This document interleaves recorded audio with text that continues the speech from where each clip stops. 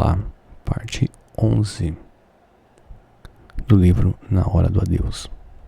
Se você quiser ver todas as outras partes, elas estão numa playlist aqui do canal, entre outros livros também, tudo em ordem, né, de postagem. Capítulo 20. A família e a doutrina. Vamos à capela 2 para esperar João, propôs Henrico. Quem é ele? Um espírita conhecido nessa cidade, Luiz Sérgio.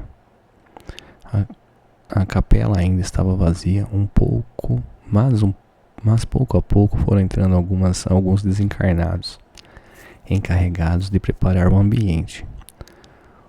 Oravam com devoção enquanto belas flores iam enfeitando o recinto. Algum tempo depois, o corpo de João Lourenço chegou, acompanhado de seus familiares.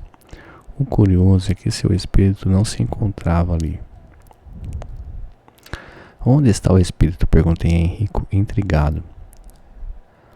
Bem perto daqui, no pronto-socorro espiritual. Henrico, em todos os cemitérios há um pronto-socorro igual a esse? Graças ao Senhor, ninguém fica desamparado. João Lourenço orava silenciosamente. Algumas lágrimas corriam em seu rosto, principalmente quando ele se recordava do corpo físico que servira durante 60 anos. Enquanto João Lourenço estava tranquilo, rodeado de parentes e amigos, seu corpo estava sendo velado com velas, crucifixo e grandes coroas. Voltamos a buscá-lo. Ele murmurava. Eu falei tanto a Isaura que desejava um serviço fúnebre simples e quem quisesse oferecer flores que revertesse a quantia em prol dos pobres. Quem observasse João Lourenço sendo velado não acreditava que ali se encontrava um espírita, porque o espírita não acende velas. Quanto às flores, são dispensáveis, mas não deixa de ser um gesto de carinho, disse Henrico. Henrico, o caixão de luxo e o caixão de luxo? Quis saber Pamela. A família de um homem desprendido da matéria compra o mais humilde. Não é o caixão o meio de transporte que irá levar o espírito para os lugares de paz, e sim a sua consciência. O luxo pertence ao plano físico. Um ser espiritualizado não é apegado a coisas perecíveis. E João Lourenço não é um espírita verdadeiro? Sim, mas não conseguiu passar a mensagem para sua família. A esposa Isaura nunca aceitou o espiritismo, assim como seus 3 filhos. Ele não se esforçou? Não, ele se considerava tão espírita que não quis violentar o livre-arbítrio da família. Isso é certo, Henrico? Perguntou Plácido. Creio que não, mas não estamos aqui para julgar a vida de João Lourenço. Nisso, ouvimos o que diziam os seus amigos que foram prestar a última homenagem a João. Eles estavam indignados, pois pediram para fazer uma prece e a esposa disse que logo chegaria o padre. Que falta de consideração! Como pode alguém ser tão fanático ao ponto de não respeitar a religião do próprio esposo e pai? Luiz, o coração do homem ainda está repleto de egoísmo. Um dos espíritas, presidente do centro onde João trabalhava, aproximou-se do corpo e fez uma prece linda. Olhamos João. As lágrimas corriam. Podemos ver que os laços que o mantinham no corpo físico há muito já se haviam alojado no perispírito. Mas mesmo assim, ele ainda estava ligado ao corpo pela mente, sentindo vibrações dos seus últimos instantes no corpo físico. Os filhos, furiosos, aproximaram-se da mãe. Que vergonha! Por que você convidou esse louco? Não bastou a vida toda o papai ter nos esquecido e só ficado no centro, ajudando pobres e dando dinheiro para a maldita construção que não acabava nunca? Meus filhos, logo chegará o padre e eles irão se retirar. João ficou tão feliz com as palavras do seu amigo Rogério que adormeceu e foi levado do pronto-socorro ao hospital, onde logo iria se recuperar. Na capela era uma falação que chegava a perturbar, não os espíritos, mas quem desejava o silêncio. Nisso entrou o padre, muito simpático, olhou para o grupo de espíritas em total recolhimento e lhe sorriu. Quando iniciou as orações, chamou um dos espíritas para ler o evangelho. A família ficou perplexa. Como pode o padre Emiliano misturar sua religião com a dos loucos endemoniados? Acontece que o espírita não só leu o evangelho, como fez uma tocante preleção que emocionou os presentes. Fiquei curioso, chegando a perguntar a Henrico: como pode um padre respeitar um espírita? Seria muito bom se todos os religiosos se dessem as mãos, como filhos de Deus que são. Padre Emiliano é irmão do presidente do centro. Ah, compreendi. Mesmo que não o fosse, o padre Emiliano sempre conversava com João Lourenço sobre o espiritismo e a Igreja Católica. Jamais brigaram ou discordaram um do outro. É mesmo, Henrico? Espantou-se Plácido. Os verdadeiros seguidores do Cristo não levantam armas para atacar o próximo, principalmente a pior delas, a língua. Esta arma é tão perigosa que o apóstolo João, em carta a Tiago, capítulo 3, versículo 1, 6, 9, escreveu: Meus irmãos, muitos de vocês não devem se tornar mestres na igreja, porque sabem que nós, os que ensinamos, seremos julgados com mais rigor do que os outros. A língua é fogo. O homem é capaz de dominar todas as criaturas e tem dominado os animais selvagens, pássaros, bichos que se arrastam e peixes. Mas ninguém ainda foi capaz de dominar a língua. Ela é má, cheia de veneno mortal. Ninguém a pode controlar. Usamos a língua tanto para agradecer ao Pai como para amaldiçoar pessoas que foram criadas à semelhança de Deus. Será que aqueles que se dizem religiosos não leram esta passagem do Novo Testamento? Se leram, devem achá-la ultrapassada. Quem ataca os seus companheiros de evolução não crê em Deus, julgando-se o dono da verdade. O padre Emiliano, naquela hora, foi um arauto do Senhor, e a família, que não estava respeitando a crença de João Lourenço, sentiu-se envergonhada diante do padre, principalmente quando ele perguntou: Vocês avisaram os amigos de João? Ele tem muitos amigos, principalmente entre a pobreza. A esposa nem respondeu. Assim que o padre se retirou, iniciaram os cânticos e o terço. O silêncio de Henrico fez com que nós nos mantivéssemos calados, de olhos fechados. Ele orava junto aos católicos presentes. Fizemos o mesmo. Uma luz azulada saiu do corpo físico de João. Era o último laço que desprendia. Eles rezavam e rezavam. Parecia que a mulher de João havia sido intuída a recitar muitas orações. E ali na estação do adeus recebemos a grande lição de que a morte nivela os homens. João, um espírita fiel a Jesus, um filho de Deus, não recebeu uma prece espírita porque a família não respeitava sua fé na doutrina. Entretanto, os espíritos que vieram recebê-lo oraram de maneira católica, dando-lhe o adeus cristão. Henrico, desculpe-me, mas que família? Não, Luiz, não fale assim. Ficamos preocupados porque vários espíritas não estão lutando para levar os filhos e os netos ao espiritismo. Sempre alegam que respeitam seu livre-arbítrio. O que será que está acontecendo com vários presidentes de centros médios, respeitáveis frequentadores assíduos de uma casa espírita, que não conseguem passar a mensagem de consolação e amor às suas famílias? O que alegam esses espíritas que não conseguem transmitir a doutrina aos familiares? Não sabemos, talvez não desejem impor a sua fé a acreditar no que eles estão tentando acreditar. E como deve um pai de família passar a mensagem à esposa e aos filhos? Quando um espírita se preparar para casar com alguma pessoa não espírita, a opinião de cada um deve ser analisada, porque se ele perceber que há divergência religiosa, deverá avaliar se é o que realmente deseja. Muitas mulheres espíritas vão deixando de frequentar a casa espírita à medida que o noivo proíbe. O mesmo acontecendo com o noivo quando a noiva não é espírita. Casam, Se confessam, comungam e depois, quando nascem os filhos, os batizam, ao despertar em um deles a vontade de buscar sua antiga religião. Muitas vezes já será tarde. Aí iniciarão as brigas e cada um partirá em direção à sua crença. E os filhos, como ficam?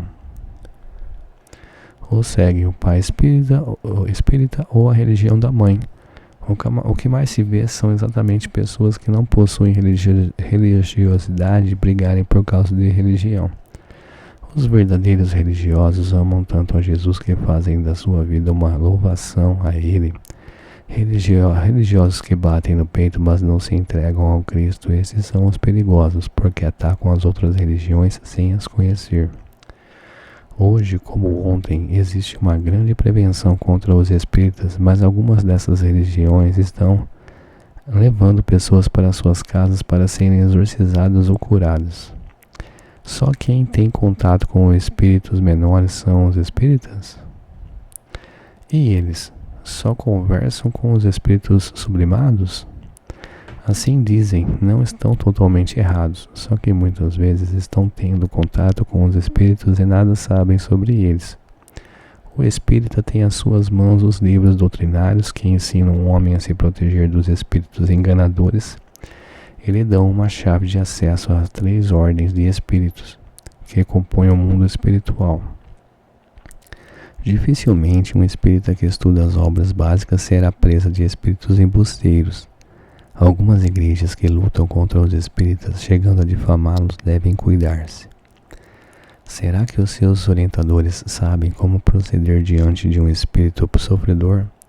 Será que basta apenas mandá-lo retirar-se e ele se retira? Queremos ver o dia que, por agirem sem preparo, os espíritos menores perturbarem esses templos.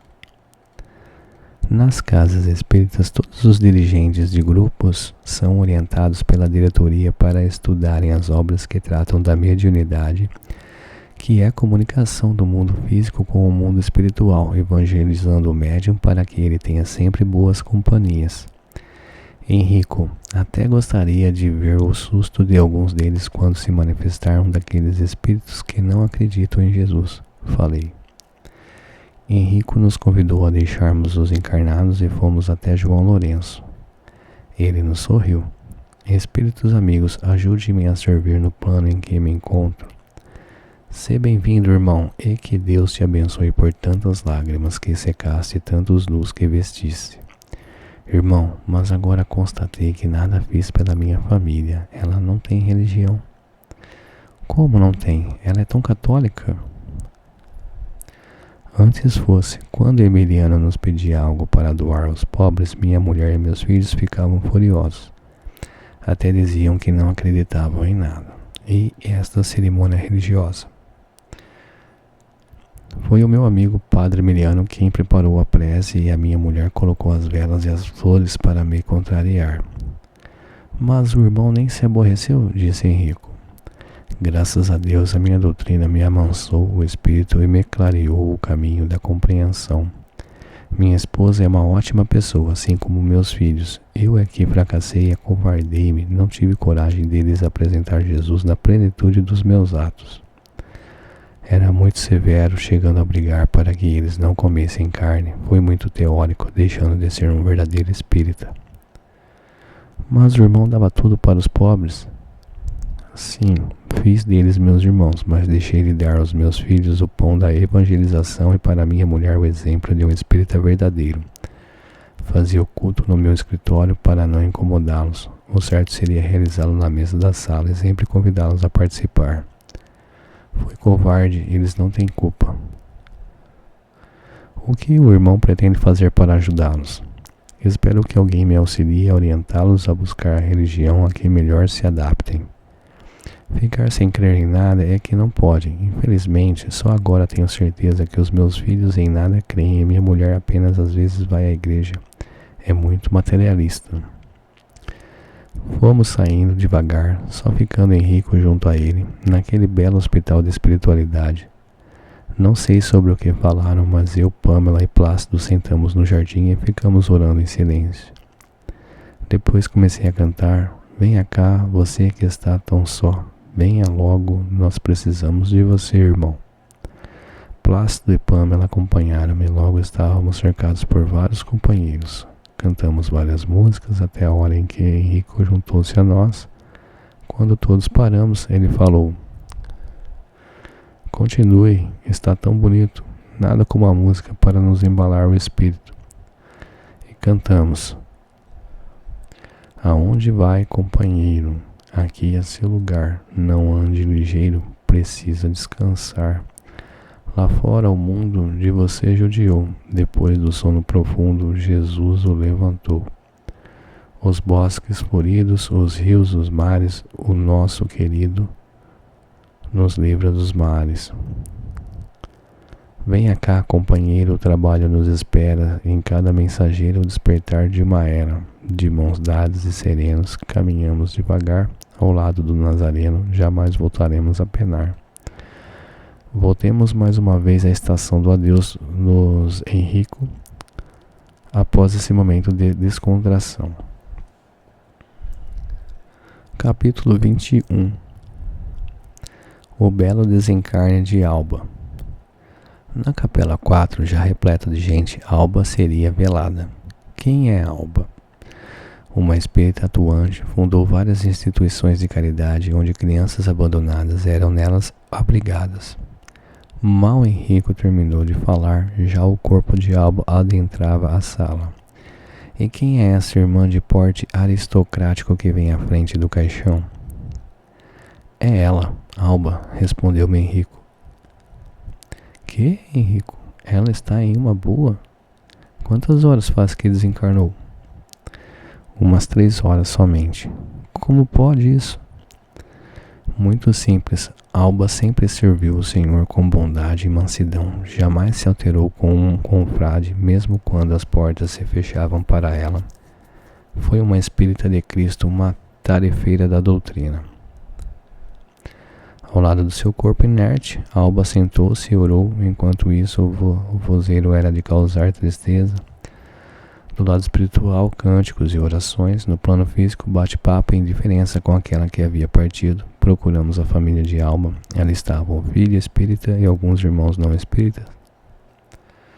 Alba era viúva. Quando olhou para o filho, lágrimas rolaram em seu rosto, pensando: coitado do Tadeu, deixei-lhe uma herança de responsabilidade. Cuidar de 200 crianças. Espero, Senhor, que meu filho não nos decepcione. Tinha razão. Tadeu, não bastasse a dor da saudade, ainda haveria de se preocupar com o abrigo das crianças. Era casado com uma mulher materialista, mas que agora na capela chorava muito, pois admirava sinceramente a sogra. Será que a nora vai ajudar Tadeu? Não creio, é muito desprendimento para a cabeça dela. Henrico, sendo Alba tão evoluída, pois o processo do desencarne ocorreu com tanta tranquilidade, por que seu espírito ainda se encontra aqui? Perguntou Pamela.